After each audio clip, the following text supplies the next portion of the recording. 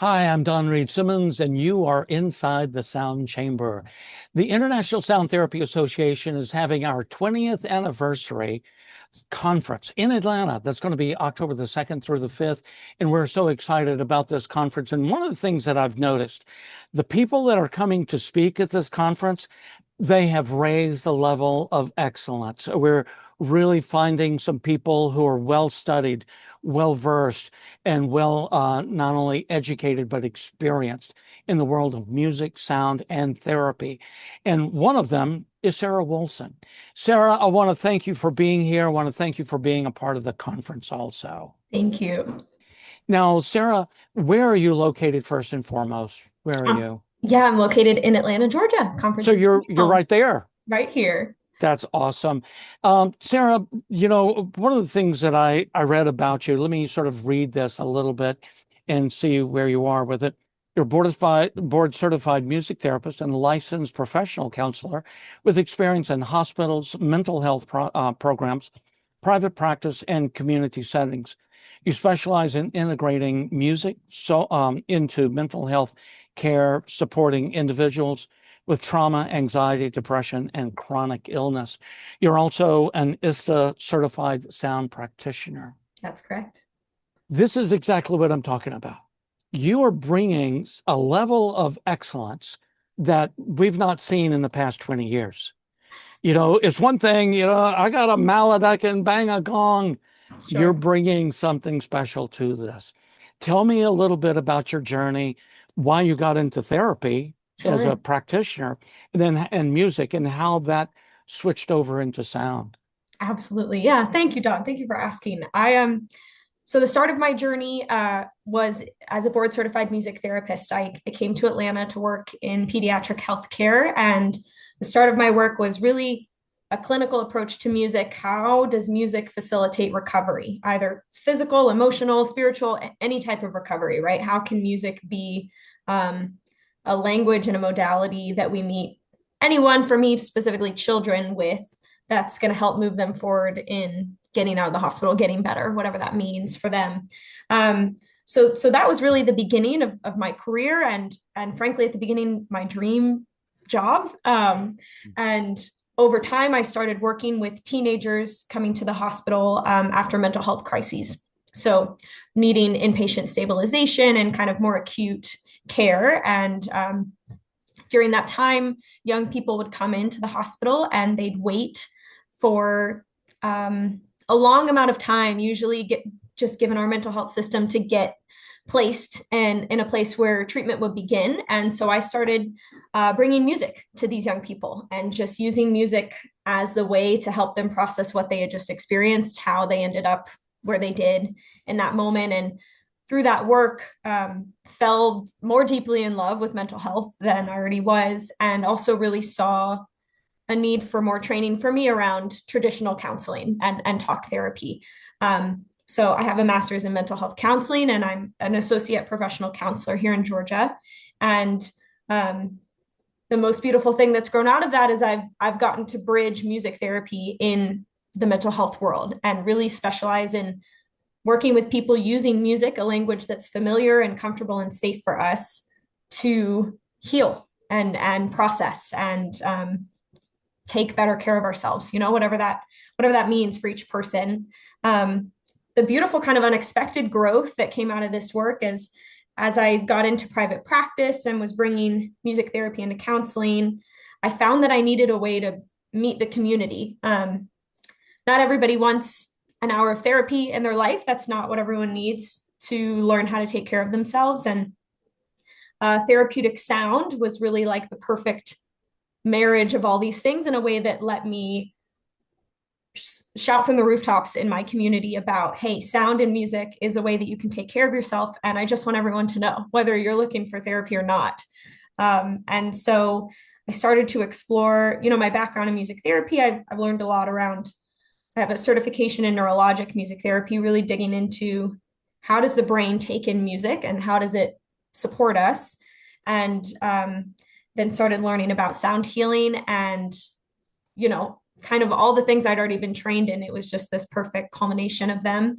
And then learned about ISTA. And ISTA was, I really wanted to ensure that I was finding a certification in a place that was taking this really seriously and was held a level of quality and training for their practitioners. And so found ISTA, and my journey with sound healing has just grown ever since. It's been a beautiful way to serve my community. That's really awesome. And, that's one of the backgrounds of International Sound Therapy Association with ISTA. It's to raise the level of excellence again, Definitely. getting people like yourself who are interested not in just, banging a gong for everybody, but really using the science and the modalities of different sounds in different ways to entrain the brain into their well-being, Absolutely. and you're doing it. What have you noticed the difference between music therapy and sound therapy, and how does that work either with people who are struggling with trauma or other people who are dealing with chronic illness or stress? Sure. Yeah, that's such a great question. And I imagine a lot of people in this world experience, folks don't really know the difference or know that there is a difference or that there's different training or approaches. And I'm really quite excited to have my foot in both worlds. I think it's really beautiful to, spread the wealth. There's a lot of people that could use help and use this knowledge. And so any way to share that more is a gift. So with music therapy, my approach to music therapy has been a bit more clinical, meaning if I have this non-musical goal, a physical goal or an emotional goal, and music is an intervention I can use to help me create that change, then I kind of stick music in there. But of course, and this is the same with sound, the music is not necessarily the goal. I'm not trying to create great musicians. If that happens, cool, but that's not really the mission. Right. So for people with trauma or who experience chronic pain or chronic illness, there's a lot of research that goes into, well, how does music interrupt the brain or help pull away attention in the brain from those experiences to help me cope with my physical sensation, right? So we know that music engages all areas of the brain. It's a multisensory input. And so we know that when we provide music with the brain knows how to like adjust focus to it. Mm-hmm. And we know that that's not just through our ears, right? We know that's a full body neurophysiological experience. So my heart rate and my breath and my nervous system, which we'll get into, all of that shifts in response to the music. Also, music has really deep emotional content.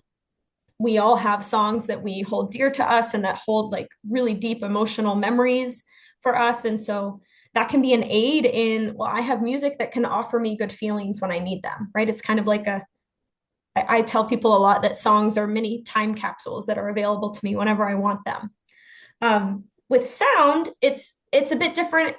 I approached sound, and I shared about this recently, because I was trying to learn how to meditate and I didn't think I could do it. And I found meditation really intimidating and started to learn that other people felt that way too. Like, oh, I can't sit still, or I'm not good at meditating.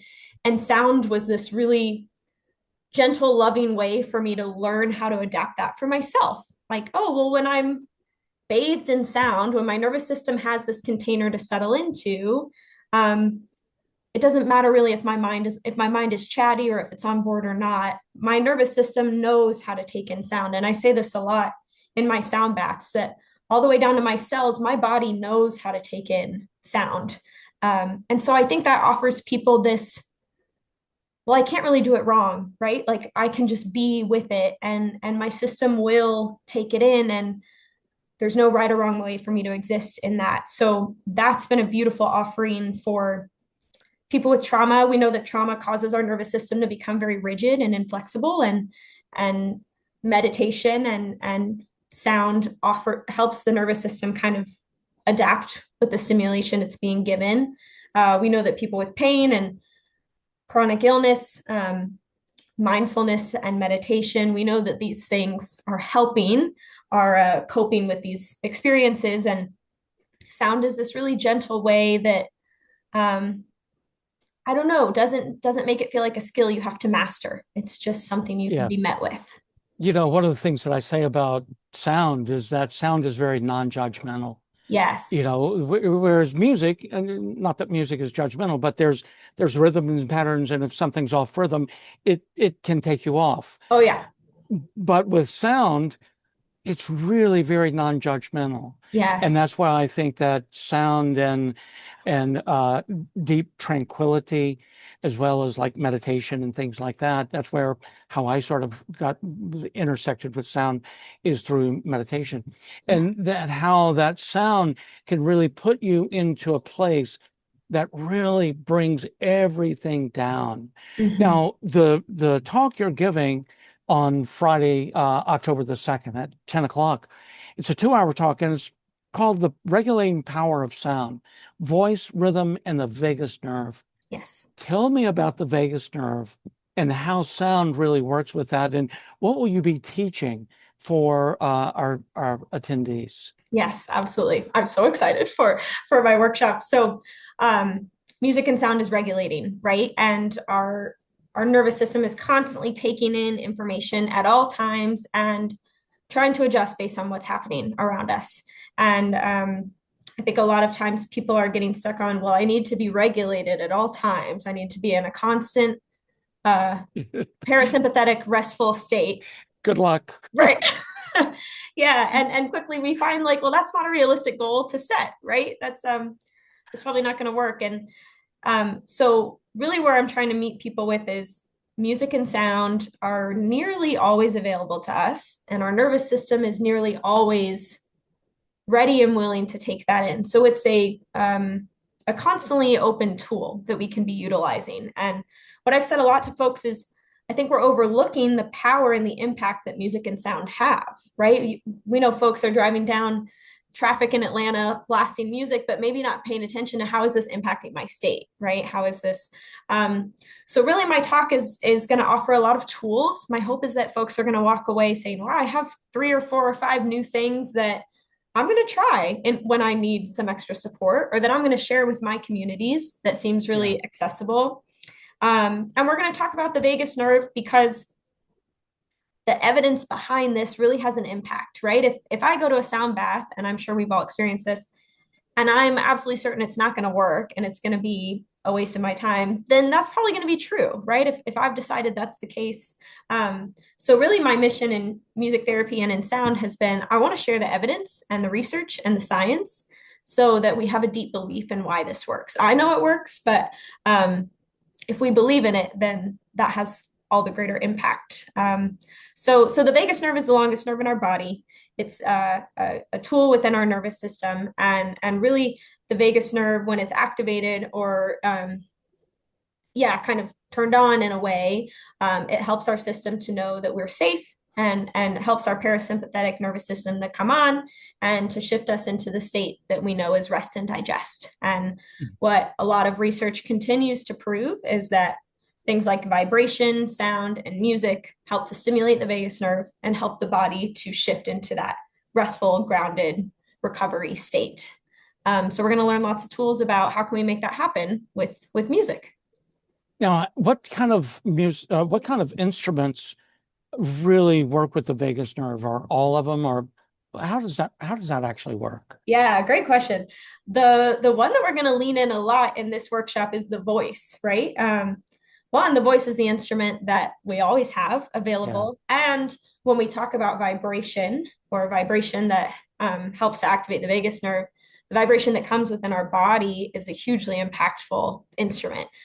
So we're going to explore that. How does my own internal vibration help to stimulate that calm state? And then really any instrument that we find regulating and grounding can have that impact, right? I know folks that right.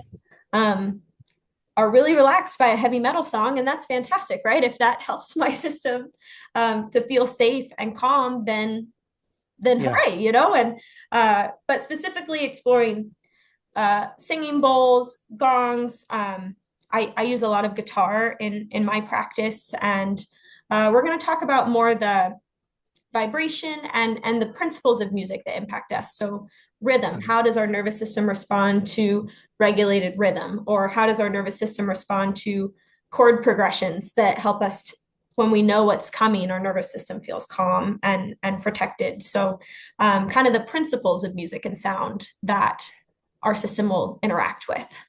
It's interesting when you talk about rhythm, and we think rhythm mostly with music, but rhythm can Mhm. also work with sound. Oh yeah. It's in regards to, the highs and lows of whatever sound you're using, a gong versus a bowl versus Hmm. a bell versus a tuning fork, and the silence that comes in between Yeah. those that creates this landscape of sound Hmm. that, that rhythm in itself is very different from music, but Sure. also very much apropos to what you're talking about. Definitely. Yeah, we're going to learn a lot about the principle of entrainment in my workshop, which is the idea that internal rhythm will match external rhythm, right? And Yeah, so in a song with a steady beat or in sound where if it's hard to find the right the rhythm, sound almost helps our nervous system to soothe down right into this very slower pace. yeah, And then we'll talk about things like I have a lot of training in music and I'm still a performer. And so in my sound baths, I use a lot of chord progressions or melodies that help the brain to feel complete, right? We talk hmm about in music therapy how we can think of a da da da da da, and we know that that kind of melody tells us, okay, we're done, we did it, right? And there's a lot of safety and containment that our nervous system finds just in these like really simple melodies and rhythms. yeah, yeah. That makes a lot of sense. I'm so excited about this because you are bringing that level of excellence that is lacking in the bigger overall Mm, picture of sure. sound therapy. And that's where, once again, ISTA being this organization that brings like-minded, highly leveled excellence together. And so I'm Sure. really glad about that. Now, you being in therapy, music therapy, or regular therapy as well, you've probably been to a lot of conferences doing different kinds of things. This is a live in-person conference in Atlanta. What is your thought on people coming and being in conference? Totally. Yeah. We talked a bit before about the wave of virtual learning and virtual community. And though it is a gift in itself, the value of in-person connection, both because we know that energy goes far beyond just sound and the energy of this community and the people we connect with creates quite a significant ripple effect. I was just sharing that I attended the ISTA conference in 2024 and felt pretty grounded in my music therapy and counseling work, but sound was a bit of a newer piece for me. And just being surrounded by practitioners and people creatively doing this work, I think kind of set me on fire in a way that just in the last 2 years, this practice and my confidence with it and my love for it have all just kind of expanded. And I really do attribute that to being so inspired by being surrounded by folks that really deeply believe in this work. So that's a huge portion of it, right? I think if people are like, oh, I'm kind of curious, I'm kind of interested, if you're surrounded by people that love something so deeply, that will get inside of you, right? Yeah, And I think too about, I talk a lot to folks who share about seeking sound virtually, which, if that's what we have available to us, then that's wonderful. But then they always say, whoa, the impact of this when I experience it in person is massively different, right? So we want people to come and get to experience in person. What's it like when I get to experience regulating rhythm or regulating sound live in yeah. person? My body's actually feeling it and taking it in. That's always going to have a, a bigger, more impactful experience for us. Yeah, we really are just a big ball of energy. Yep. And when we're, in the presence of other big balls of energy, Yes. we do sync up. This is that entrainment. It's like tuning forks that we become more than what we really are Hmm. in a bigger way. And that's just really Absolutely. powerful. Yeah. Um, do you have anything else you would like to add or offer here? Oh, thank you for asking. Yeah, I mean, I'm so grateful to get to have a seat at the table this year and to share.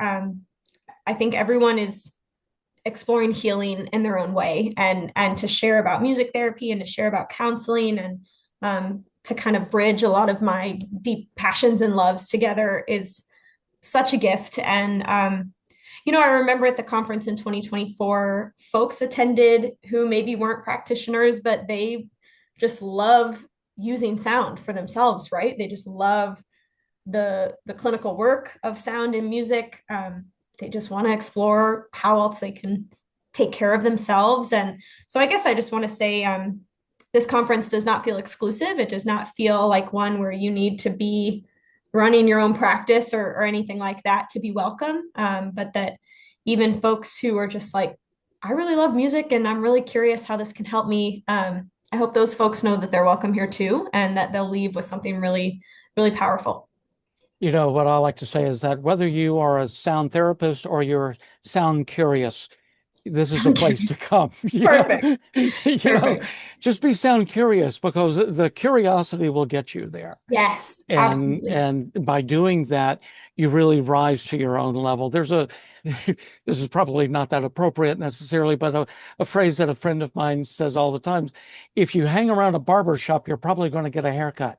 If Yes, you hang around sound therapists, you're probably going to learn some sound therapy, exactly. you know? Exactly. Yeah. And even if it's just for you and the people around you, what a gift. Absolutely. Yeah. Tell us once again, what is it that you're teaching on Friday, October the 2nd? Yes, on Friday, October 2nd from 10 to 12, I'll be leading the regulating power of sound, voice rhythm, and the vagus nerve. That's awesome. And what will people be able to take away from this class? Yes, absolutely. Folks are really going to learn a bit more about the neurophysiology of the nervous system and the brain and body overall, and how what's really happening when music and sound are offered to those parts of us. Um, they're going to engage in really practical skills where I'm not just going to blab the whole time, but we're going to really experience with rhythm, with music, with sound. Um, how does this work? What does this feel like in our body? And then ideally, folks are going to leave with a new understanding of how they can support their nervous system and new practical skills they can use either to support themselves or others in their life or take back to their own practices. But even if folks just say, wow, I didn't realize how much music and sound could do for me, that in itself is a huge win. And then That's my hope is awesome. everyone's going to go to sound baths, spread it to more people, right? Hopefully this is all just a part of the ripple. That's awesome. Well, I'm very excited that you're going to be a part of this. Me too, And John. once Thank you. again, you are raising the level of excellence for sound therapy and Thank for you. the International Sound Therapy Association. Thank you for being there. The ISTA live conference is going to be in Atlanta, October the 2nd through the 5th. Click the link somewhere around here, get your ticket, come and be a part of something really amazingly good. Until next time, I'm Don Reed Simmons, and you are inside the sound chamber. Thank you very much.